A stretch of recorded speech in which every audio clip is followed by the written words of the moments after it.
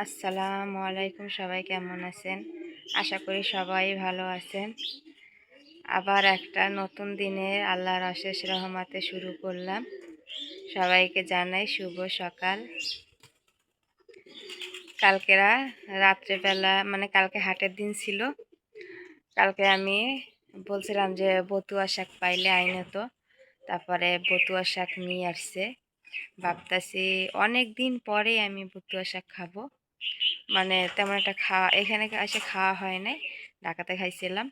তো ভাবতেছি আজকে বতুয়া শাক রান্না করব, তাও আবার মাছ দিয়ে ঘাটা। তো আমি কিভাবে মাছ দিয়ে বতুয়া শাক ঘাটা করি সেটাই আপনাদের দেখাবো। তাহলে রান্নাটা শুরু করি। এই তো দেখেন, কালকে রাত্রে শাকগুলা নিয়ে আসছে। এইখানে কিন্তু এগুলো সরিষার শাক। আর এই যে গাবলার ভিতরে দেখেন এই শিশির পড়ছে, বোঝা যায় কিনা দেখেন। এই শিশিরে আমি সুন্দর করে শাকগুলো বাইছে। তারপরে এই যে শিশিরের ভিতরে কুয়াশা পড়ে, রাখে দিছি। দেখেন কত সুন্দর তাজা দেখা যাচ্ছে শাকগুলা। এখন আমি শাকগুলো বাইছেই রাখছি। এখন ভালোভাবে একটু ঝাইরে তারপরে ধুয়ে রান্নাটা শুরু করব। এই তো এইখানে আমি সব কিছু রেডি করে নিলাম। এখানে আমি ঝাল পেঁয়াজ কেটে নিছি। এখানে হলো মাছ আর দুটো আলু কুচাই নিছি। আর এই যে বৌতো শাকগুলা ভালো করে সুন্দর করে ধুয়ে নিছি। এখন রান্নাটা বসাই দিব। এখানে আমি ঝাল আর পেঁয়াজগুলো ভালোভাবে ভাজা নিচ্ছি। আমার পেঁয়াজ আর ঝালগুলো ভাজা হয়ে গেছে। এখানে আদা রসুন বাটা আর এখানে একটু শুকনো মরিচ বাটা দিয়ে আর একটু ভাজা নেবে।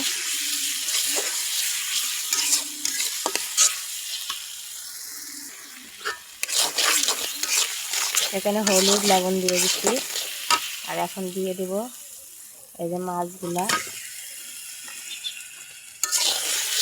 একটু কষাবো, কষাই তারপরে তুলে রেখে দিব।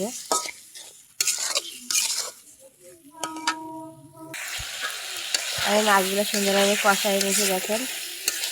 এখন মাছগুলো তুলে তারপরে শাকগুলো দিয়ে দিব। আমি মাছগুলো দিয়ে তুলে তারপর শাকগুলো দিয়ে দিছি। এখন ভালোভাবে নাড়িয়ে তারপরে ঢাকনা দিয়ে ঢেকে দিব। ঢাকনা দিয়ে ঢেকে দিছি। দেখেন কতগুলো পানি বের হয়েছে। যে কোনো শাক মনে করে ধুয়ে যদি রান্না করেন সাথে সাথে, তাহলে অনেকগুলো কিন্তু পানি বের হয়। এটা দেখেন শাকটা কিন্তু প্রায় হয়ে গেছে, খালি পানি শুকানো বাকি। আর এখন আমি মাছগুলো দিয়ে দেবো। এই তো আমি মাছগুলো দিয়ে দিলাম। আর এখন এই যে ভালো করে মনে করেন নাড়তে নাড়তে পানিগুলো শুকাই ফেলাবো। আর মাছগুলা ভেঙে যাবে, এরকম আস্ত থাকবে না, মাছগুলো এতে ভেঙে দিব।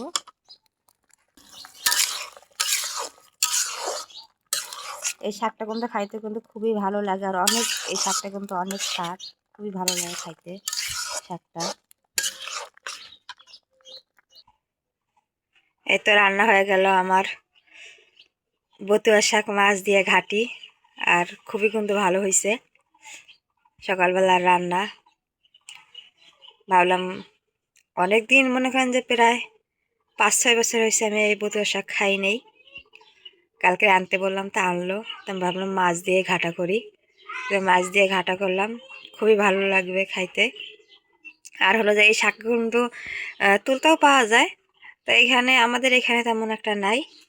তো এখানে কিন্তু আমি হাফ কেজি শাক কিনে আনছি।